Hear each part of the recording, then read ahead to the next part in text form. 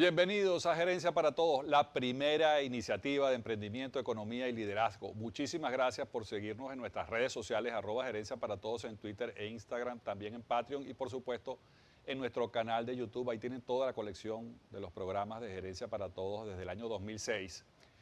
Hoy queremos dar la bienvenida al doctor Carlos Rangel. Muchísimas gracias por estar con nosotros. Muchas gracias por invitarme. Vamos a conversar con el doctor Carlos Rangel sobre su visión de Iberoamérica, la evolución que ha tenido nuestra región durante todos estos años y la posible proyección de las cosas que puedan ocurrir. Así que vamos a tener una muy interesante conversación con el doctor Carlos Rangel. En estos breves minutos es un amplio tema. Pero vamos a hacer todo el esfuerzo. Muchas gracias por estar con nosotros. El doctor Carlos Rangel es un analista estratégico de economía política con reconocidos aciertos, predicción de tendencias, temas y problemas en una variedad de ambientes e industrias. Ha trabajado extensamente con compañías en los Estados Unidos y Venezuela, participando en mercados de México, Colombia y Venezuela, estableciendo joint ventures con múltiples empresas. Recientemente se desempeñó como líder de proyecto en AMLA Consulting. Ha sido profesor de gerencia y administración en la Escuela de Negocios de Florida Atlantic University y conferencista invitado en California y México sobre negocios internacionales. Durante la crisis financiera de 2008 fue invitado como miembro del Consejo Asesor de Recuperación Económica del representante Ron Klein de Florida. También tenemos que destacar que es autor del libro La Venezuela Imposible, crónicas y reflexiones sobre democracia y libertad. Y también de Campaign Journal del año 2008, una crónica sobre la visión, la esperanza y la gloria sobre la exitosa campaña electoral del presidente Barack Obama. Tiene estudios de MBA de IESA, también de la Universidad de California y una licenciatura de Pratt Institute de New York. Por eso vamos con estas credenciales a poder conversar sobre la evolución de la región y por supuesto vamos a comenzar esta conversación sobre el libro. ¿Por qué escribiste el libro La Venezuela Imposible y cuál crees tú que es la contribución de este libro para todas las personas que nos ven en Venezuela y en Latinoamérica? El libro es un libro que está dividido en dos partes. La primera parte es casi un recuento cronológico para la gente que no entienda cómo fue que llegó Venezuela hasta donde llegó a partir de 1992 hasta el 2014. Una serie de ensayos se enfocan sobre los problemas estructurales y de hegemonía ideológica que existían en el país que hicieron llegar al país a donde llegó. Por supuesto, nosotros estamos esperando que eso cambie, pero se ve difícil la cosa. Parece una cosa mucho más a fondo que simplemente una gente que está manejando el país como su propia quincalla en este momento. Pero eso es un recuento histórico que para mucha gente, a lo mejor que ha vivido tanto como tú como yo, no tenga tanto interés, salvo por el enfoque analítico y estructural de los problemas que se reflejan en eso. Quizás también por eso el título que escogiste fue ese, La Venezuela Imposible. Bueno, La Venezuela Imposible es un sueño y ojalá la gente pudiera pensar que nunca llegaremos a cumplir plenamente ese sueño. Porque eso lo que significa es que hay que trabajar para lograrlo. Y hay que estar claro que esas metas utópicas y casi irrealizables hay que trabajarlas permanentemente. Uno no puede simplemente sentarse en sus laureles y decir, ya llegó la democracia. No, no. O ya fuimos exitosos en nuestra empresa. Y Carlos, ya pasamos por eso, inclusive. Es decir, Venezuela fue un país que desarrolló, vamos a decirlo así, unos músculos democráticos fuertes y después perdió esa musculatura, precisamente por ese hecho, ¿no?, que tú mencionas, que bueno, ya se relajaron y no cuidaron, no hubo, vamos a decirlo así, una organización que mantuviera esa musculatura, esa fortaleza democrática. La democracia es sumamente frágil. La democracia, a la gente se le olvida que ha existido apenas un breve paréntesis del tiempo en nuestra civilización occidental.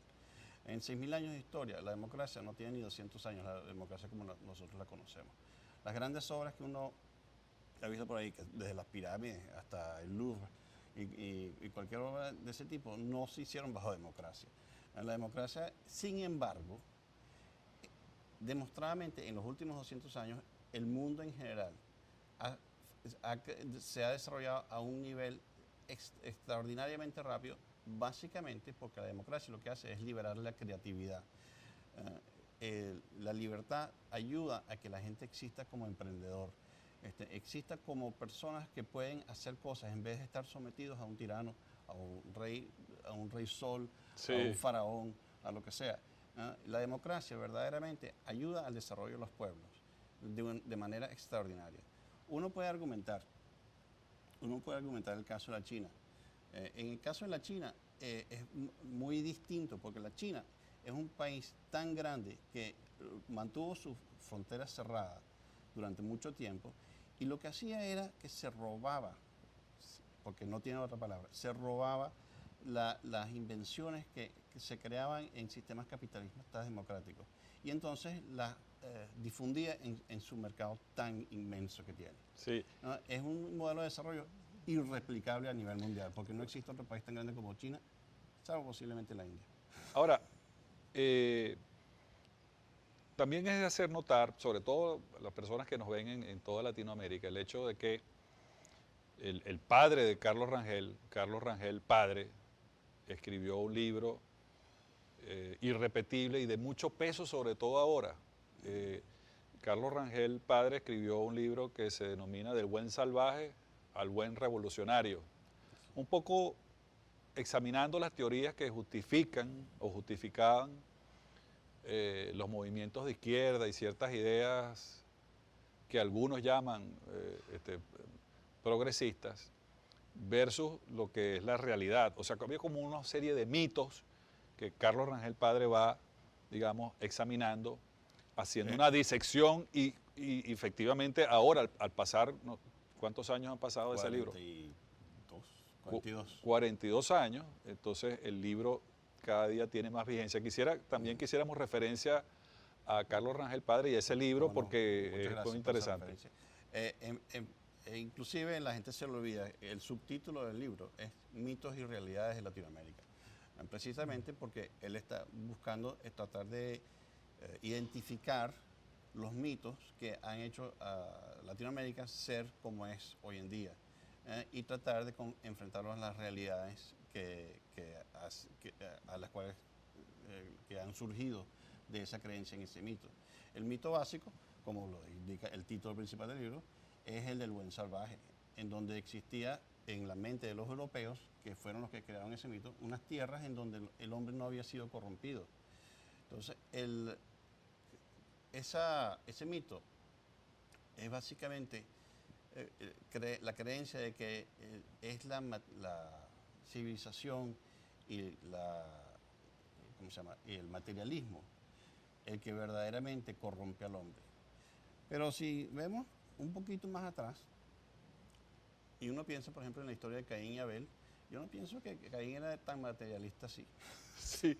¿No? Eso va mucho más atrás. O sea, el hombre está en la naturaleza humana, ¿no? Tiene cosas buenas y tiene cosas malas. Y la gente que no reconozca que eso existe, que es simplemente demasiado naif, demasiado inocente para no entender que existen cosas buenas y que existen cosas malas en muchas cosas. Y lo que uno tiene que tratar de hacer es encontrar las cosas buenas y hacerlas madurar de modo tal de que se pueda... Sí, el hecho también que ese libro, unido al libro La Venezuela Imposible, de tu autoría, es decir, si uno pudiera trazar un hilo conductor entre ambos libros, yo en particular observo que sirven como para desmitificar y tratar de construir modelos de éxito, alejarnos de esos modelos de fracaso y construir modelos de éxito. Este programa precisamente estamos tratando de hacer proyecciones de lo que podría ser una Latinoamérica, vamos a llamarla, aprovechando tu libro, una Latinoamérica imposible, podría ser el próximo libro que escribas. ¿Cuál es la visión de ese hilo conductor que pudieras referirnos? Nuevamente, hay que reiterar que uno de los grandes problemas es que no existe verdadera democracia en muchos de estos países. Si uno se pone a ver, como dije anteriormente, la democracia y la libertad son los impulsores de lo que claramente identifico como paz y prosperidad. Democracia y libertad y paz y prosperidad son el modelo ideal que uno quiere en un país, porque eso es lo que permite que crezca, que la gente se sienta mejor. Ahora, es natural que la gente que mantenga un cierto poder en un momento dado quiera mantener ese poder. Es prácticamente parte del instinto de supervivencia. Es muy loable y en muchos casos la gente piensa, caramba, ¿acaso va a suceder? Cuando un gobierno hace una transición a un partido de oposición. Si tú te acuerdas, en Venezuela cuando se cambió de Raúl Leoni a Rafael Caldera, nadie pensaba que eso iba a suceder. Sí. Pero, no sé, a lo mejor yo soy más viejo que tú. No, estamos contemporáneos.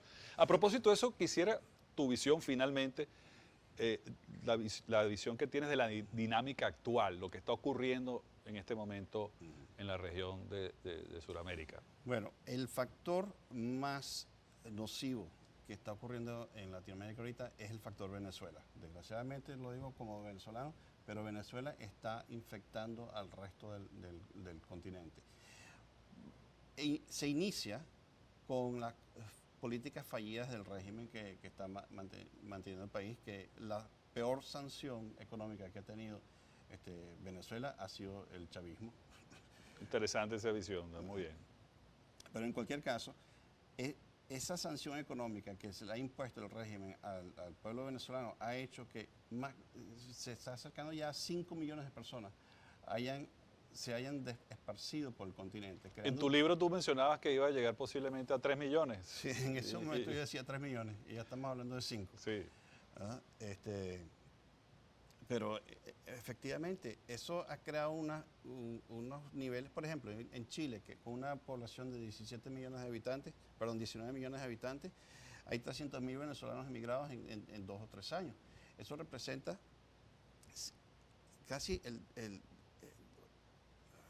o sea, si lo fuésemos a comparar con los Estados Unidos, por ejemplo, en términos de población, es como que si en 2 o 3 años hubiesen venido de un solo país más de 5 millones de personas de un solo golpe. Es un impacto hasta cultural impresionante. Ahora... Y es un país con una extensión mucho más pequeña que los Estados Unidos, por supuesto. Efectivamente. Ahora, ¿cuál piensas tú que puede ser los hechos que surjan a raíz de esta dinámica que está ocurriendo en este momento precisamente? Quiero puntualizar un hecho más en relación con este problema de la migración. Por Ecuador, en 2 años han transitado 1 millón de venezolanos. 1 millón de venezolanos y la población de Ecuador es 17,5 millones. O sea, son impactos extraordinarios, claro. En la economía sobre todo. Sí, pero han transitado 1 millón de venezolanos, pero se han quedado 150,000. O sea, 850,000 se han desperdigado por el resto de Latinoamérica. Es un impacto fundamental y está creando inestabilidad en todos estos países. Está muy bien. Ahora, nosotros lo que tenemos que tratar de ver es si esa incidencia puede ser positiva. Esa inmigración que muchas veces, en el caso de Venezuela, en un altísimo porcentaje, es una inmigración que tiene una alta capacitación profesional, por ejemplo. Así es. La inmigración, desde el punto de vista, vamos a hablarlo como lo que somos, liberal. Sí. Francamente, es una suma positiva para el país que recibe los migrantes. Inclusive Venezuela durante mucho tiempo incentivaba la migración para lograr mayor capacitación, mayor mano de obra y gran cantidad de cosas. Los Estados Unidos durante mucho tiempo también lo hizo, por varias razones y con varios métodos, Pero la mayoría de esta gente que se va de un país obligado a otro país, está, hace todo lo que tiene que hacer para sobrevivir y si es capacitado lo va a hacer de manera positiva. No tiene cortapisas sociales, no tiene cortapisas a veces burocráticas porque no sabe cómo es la burocracia. Y lo que hacen es que emprenden, hacen empresas, crean empresas. En los Estados Unidos, si mal no me recuerdo, aproximadamente el 80% de las empresas relacionadas con el sector tecnológico de información han sido fundadas por inmigrantes.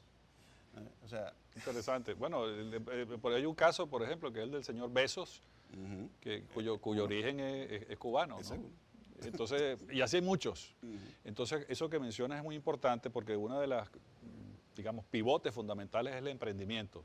Queremos agradecer, doctor Carlos Rangel, por estar con nosotros aquí en Gerencia para Todos y haremos otros programas relativos a estos puntos y debates, por cierto. Y a ustedes, amigos, muchísimas gracias por estar con nosotros. Y como siempre decimos, obra como la naturaleza, haz lo necesario y hazlo bien. Bueno, doctor Rangel, este fue el programa.